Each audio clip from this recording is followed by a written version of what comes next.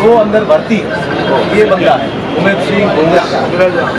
आप हम सब देख लो, हमारे सामने उमेश सिंह जी, जिनके परिवार में 7 लोगों की मृत्यु हो चुकी है और अभी भी सरकार को कहना पड़ रहा है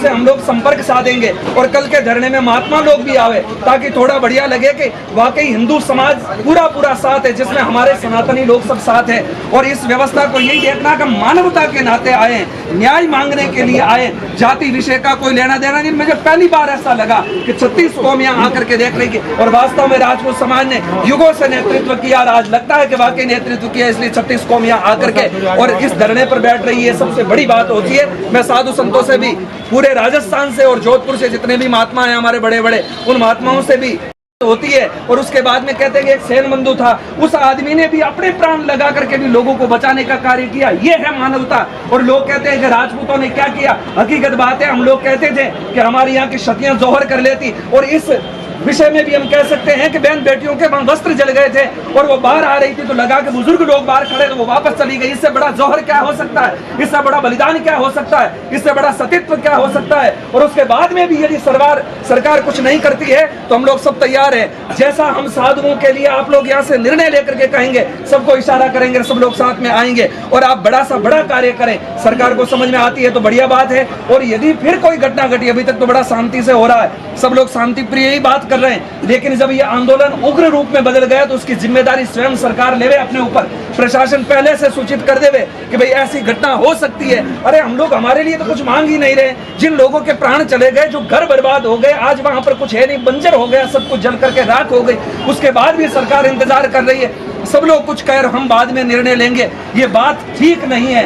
इसलिए हम बस इतना ही निवेदन कर रहे हैं सरकार से पुनः एक बार कि आप लोग अपनी आंखें खोलें, कान खोलें और इस बात को अपने जहन में उतार करके तत्काल निर्णय ले। नहीं तो फिर बाद में आगे की जो व्यवस्था होती है, जैसी भी रणभूमि होती है, सामने आएगी और पता चल जाएगा रणनीति से क्या निकल करके आने वाला है। सरकार को खुद को बहुत बड़ी क्षति नहीं पहुंच सके, इसलिए सरकार को तैयार रहना चाहिए। इन्हीं शब्दों के साथ मैं आप सभी लोग यहाँ पर 36 कौम से आए हैं, सबसे बड़ी बात ये निवेदन करूं,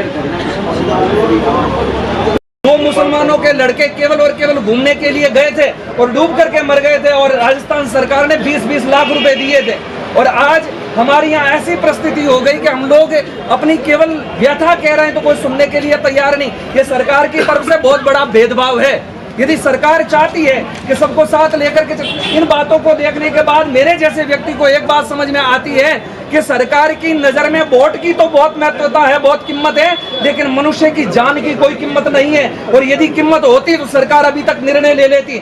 आप हम सब लोग जानते हैं कि थोड़ी सी किसी के लग जाती है और थोड़ा सा घाव हो जाता, तब भी कहा जाता है डॉक्टर की तरफ से कोई नई बीमारी हो सकती है, कोई कीटाणु पनप सकते हैं। तो इस समय देखने की ये बात है, जो लोग अग्नि में झुलस गए हैं और जल गए हैं, उनकी बॉडियों को रखा जा रहा है। हम सब लोग समझ सकते हैं कि नई कोई बीमारी होने की संभावना हो सकती है, नई कीटाणुओं के कारण नई किसी को क्षति हो सकती है। ये बात सरकार के समझ में क्यों नहीं आती है? सरकार को ये बात समझनी चाहिए और जो कार्य बाद में करना वो पहले क्यों नहीं करते?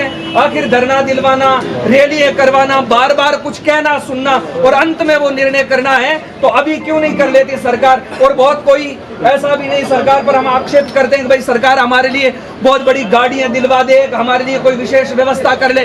सरकार से मात्र यही कहना है कि जिस परिवार में 6 मौतें हो गई है, आप लोगों को पता है सरकार को जब कभी भी सरकार का कोई बड़ा नुमाइंदा होता है उसको यदि जुकाम हो जाता है, और आप समझो सबसे बड़ी बात जाता है कोई बड़ा, अभी भारत जोड़ो यात्रा चल रही है। हालांकि ये बात मैं इसलिए कह रहा हूँ, मैं किसी पार्टी से नहीं हूँ, साधु हूँ, इसलिए मेरी ये जिम्मेदारी बनती है कि मैं दोनों पार्टी के बारे में कह सकता हूँ। इसलिए ये बात निवेदन कर रहा हूँ, भारत जोड़ो की बात न कर रहे हो और या प्राण जा रहे हैं। भारत जोड़ो में देख रहे हैं आप हम सब लोग क्या क्या हो रहा है, कहीं तो जाकर के चुम्मा चाटी की जाती, कहीं गले लगाए जाते हैं, ऐसी तो भारत जोड़ो यात्राएं हो रही है। हमें ये देखना, भारत जोड़ो यात्रा यदि आप चाहते हो तो यहाँ आकर के और इन सब लोगों की बात सुन करके और सरकार तुरंत निर्णय ले, कम से कम 50 लाख रुपए एक व्यक्ति को मिलने चाहिए और एक मकान बनना चाहिए। और जिस परिवार में कहते हैं कि 6 लोगों की मृत्यु हो गई, अब उनकी तो पूरी दुनिया ही उजड़ गई। अरे भाई, जिसके जीवन में घटना घटती उसी को पता होता है, तो इस प्रकार से घटना घटी तो कम से कम व्यक्ति को नौकरी मिल जाए ताकि वो आजीविका चला सके और वापस वो परिवार पुनः खड़ा हो सके।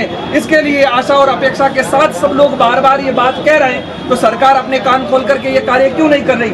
आप सब लोग जानते हैं, हम सब लोग जानते हैं कि हमारे जीवन में जब से हम लोग देख रहे हैं ऐसी कोई घटना नहीं घटी कि भाई इतने लोग एक साथ झुलस गए हो, फिर भी सरकार नींद में है। अब सरकार क्या चाहती है क्या नहीं चाहती है वो सरकार जाने, लेकिन हम अशोक जी से सीधा सीधा निवेदन करते हैं कि आप चाहते हो कि राजस्थान में शांति बनी रहे, आप चाहते हो कि हम जीवन में ऐसा कोई कलंक लेकर के न मरे, तो सरकार को चाहिए तत्काल निर्णय लेवे सरकार, और सरकार आकर के और अपने किसी व्यक्ति को भेज करके भी कहे कि आप इस आंदोलन को बढ़ाने। और सबसे बड़ी बात ये मैं कहूं कि ये केवल क्षत्रिय समाज का विषय होता तो और बात है, ये पूरे भारतवर्ष की बात है। परिवार के 7 आदमी गए हैं, 2 लाशें यहाँ हैं, आपके परिवार से, और 2 अंदर भर्ती। ये बंदा है उमेश सिंह गुंजा। आप हम सब देख लो, हमारे सामने उमेश सिंह जी, इनके परिवार में 7 लोगों की मृत्यु हो चुकी है और अभी भी सरकार को कहना पड़ रहा है भाई परिवार का कोई मुख्य होता, जैसे हम सरकार में अभी वर्तमान में मुख्यमंत्री हमारे लिए वो राजा है, और राजा को ये पता नहीं कि मेरी प्रजा में क्या हो रहा है, इससे बड़ी क्या दुखद घटना हो सकती है। ऐसी अंधी और बहरी सरकार भी क्या काम की है? सरकार को चाहिए कि वो तत्काल निर्णय लेवे। और हम लोग, मैं कह रहा हूं मेरी तरफ से, आम लोग तो है ही, लेकिन आप जिस परिवार में क्षति हुई है, जरूर जो क्षति हुई उसको तो हम पूरा नहीं कर सकते, लेकिन अब आपके साथ में सारा हिंदू समाज है और यदि जरूरत पड़ेगी तो हम साधु संत साथ में आएंगे और धरने पर बैठेंगे और उग्र से उग्र आंदोलन कैसा किया जाता है आप लोग सब सुनते हैं, पढ़ते हैं कि आजादी से लेकर के अब तक क्या क्या हुआ, कैसे आजादी को प्राप्त किया गया।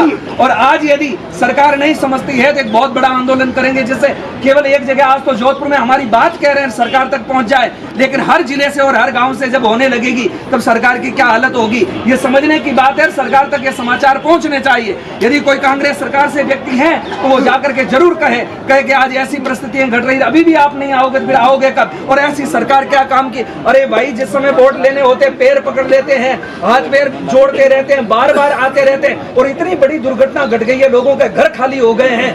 ऐसी स्थिति में भी यदि सरकार आकर के नहीं देखती है तो दुर्भाग्यपूर्ण घटना है सरकार की तरफ से। इसलिए सरकार से हम फिर से एक बार विनम्रता से, सरलता से प्रार्थना करते हैं कि आप इन सब लोगों की मांगे करें। मांगे कुछ नहीं है, जायज मांगे, नौकरी दे दे परिवार में एक व्यक्ति को 50 लाख रुपए, कोई मायना नहीं रखता आज के जमाने में, आप हम सब जानते हैं। एक मकान यदि सरकार दे दे तो इससे बड़ा हम लोग कुछ मांग भी नहीं रहे सरकार से, और तो कुछ अपेक्षा भी नहीं कर रहे। कम से कम उस परिवार को लगे कि सरकार कुछ कर सकती है, बाकी सरकार केवल निठल्ली होकर के, बैरी होकर के रहेगी तो परिणाम बहुत भयानक होगा सरकार के लिए। हम लोग सबसे चर्चा कर रहे हैं, साधु समाज को भी, सबको, हर संत से ज्यादा नहीं तो 1000 लोग जुड़े, इतने लोग यदि आएंगे तो वो आंदोलन कैसा हो सकता है, इस पर सबको ध्यान करना चाहिए सरकारी लोगों को, और ये सारी बात सरकार तक पहुंचनी चाहिए। और जिन लोगों को हम देखते हैं, सुनने में आया है कि भाई कुछ लोग ऐसे थे, और लोग कहते भी हैं कि भाई जिन्होंने मतलब अचानक जलते